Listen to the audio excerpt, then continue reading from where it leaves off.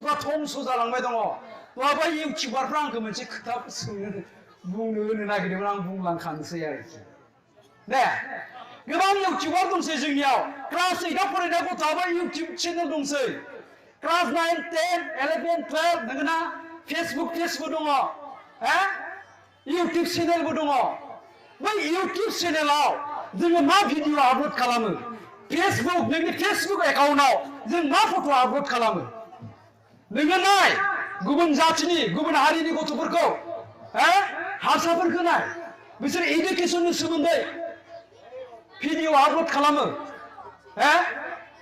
गावसोरनि जायगानि ससियेलनि सोमोन्दै बिसोर भिडिअ आपल'ड खालामो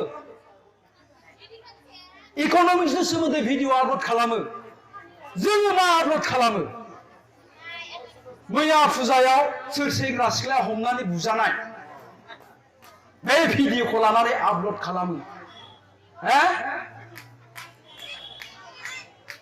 सोर सिख्लायानो माबायदि फट' भाइराल जादों बै फट'खौ कालेक्सन खालामनानै इउटिउबाव आगारनानै बिराद गिदिर गिदिर कमेन्ट होयो बिसोर माने बर' जाथिनि थाखाय कमेन्ट होदों बर' जाथिखौ माने फोसाबनो नागिरदों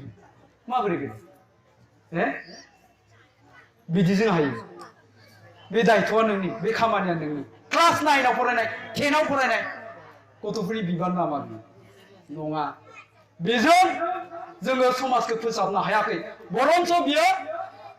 बेबायदि क्राइमखौ बारा खालामदों आरोखि